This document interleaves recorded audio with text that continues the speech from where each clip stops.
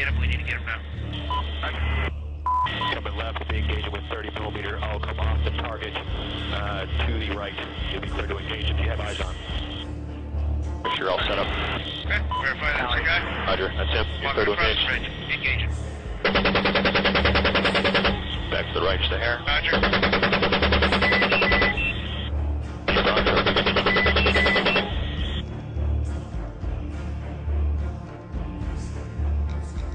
They're moving.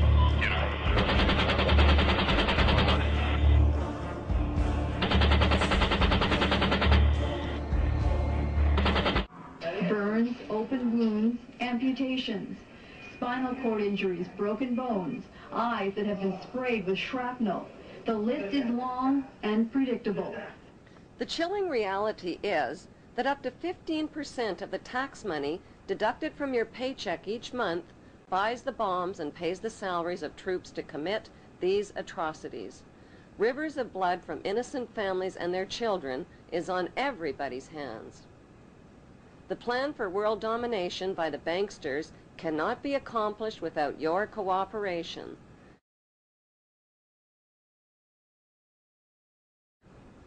The Carlyle Group is one of America's largest weapons contractors. For the Bush and bin Laden families, war means profits, big profits. Support your troops or you're a traitor to America. A more important question to ask is, who exactly are the terrorists and where do terrorists get their training? The answer is right smack in America at Fort Benning, Georgia. Until January 2001, America's terrorist training school was called School of the Americas, but because of massive protests against its activities, the name was changed to WISC, Western Hemisphere Institute for Security Cooperation. Actress Susan Sarandon narrated a documentary film called School of the Assassins. The film exposes the school as a terrorist training camp whose graduates are well-known murderers, torturers, state terrorists, and dictators, including drug king Manuel Noriega. The role of terrorists in the bankster-owned media is to scare the living tax dollars out of citizens, and timing is everything.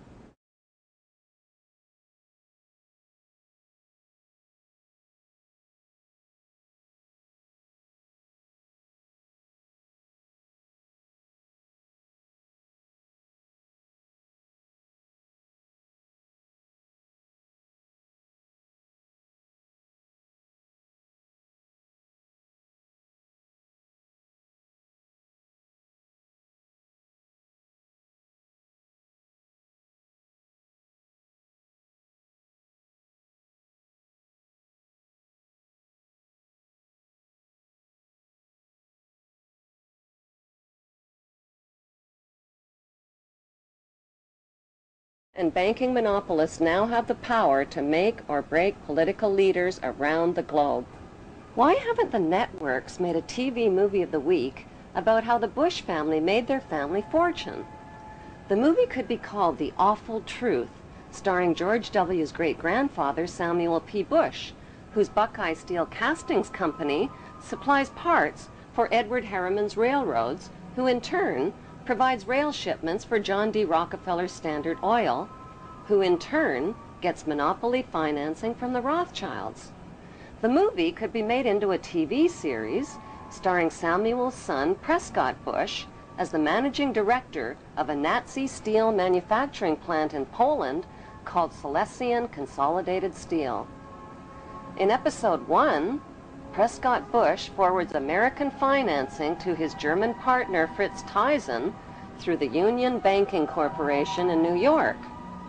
Fritz Thyssen arranges a contract with Nazi Germany's IG Farben Company for free Jewish slave labor in Bush's steel manufacturing plant at the Auschwitz concentration camp. Episode 2 shows Skull and Bonesman Prescott Bush and Averell Harriman getting caught under Trading with the Enemy Act, as the U.S. government moves in and seizes all of their shares in Union Banking Corporation.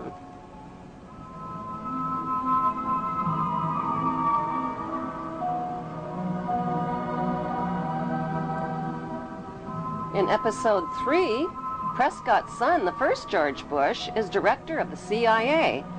George puts drug king Manuel Noriega on the CIA payroll, allowing thousands of tons of cocaine to hit the streets of America via the Panama Canal. In episode 4, George's son, the second George Bush, becomes partners with Osama bin Laden's older brother, Salem bin Laden, in a Texas oil company called Arbusto Energy. Episode 5 introduces George W.'s shady younger brother, Neil Bush, ripping off the elderly in the Silverado savings and loan scandal that cost U.S. taxpayers $1.3 billion.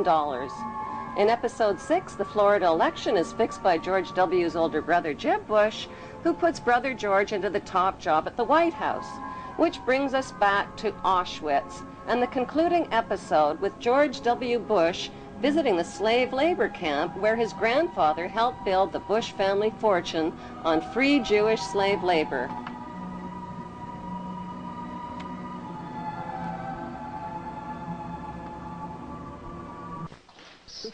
The sites are a sobering reminder of the power of evil and the need for people to resist evil.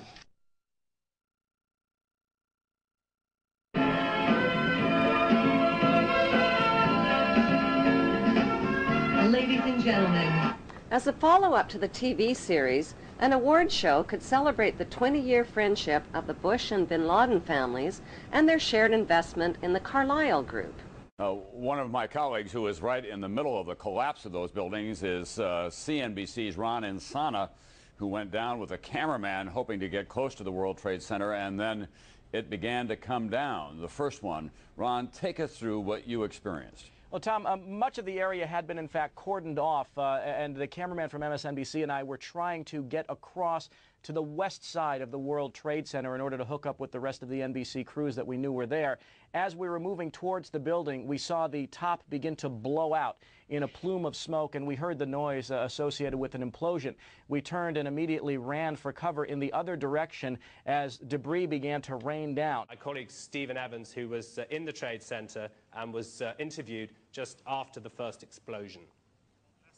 There was another big explosion in the other tower. Flames coming out in this billowing grey smoke. People still not panicking. People not quite understanding what was going on. Then somebody said that they saw an airliner go into one of those towers. Then, I don't know, an hour later than that, we had that big explosion from much lower. I don't know what on earth caused that. This morning, not unlike the World Trade Center Twin Towers, both of which appear to have been on the news of what had transpired here in New York City this morning. If you are a New York City firefighter, you are ordered to report to your station immediately. We need the help this morning with the major disaster unfolding in New York City. On 9/11, New York City lost 343 firefighters at the World Trade Center. Since they were the ones inside the towers before and as they collapsed, I'd say they've got a pretty good grasp on what happened. Stories high, and the lobby looked as though a bomb had exploded there. All the glass was taken out. There were 10-foot by 10-foot marble panels that were once walls. They were loose from the wall of the Trade Center. Firefighter Louis Caccioli told People Weekly, "I was taking firefighters up in the elevator to the 24th floor to get in position to evacuate workers. On the last trip up, a bomb went off. We think there were bombs set in the building."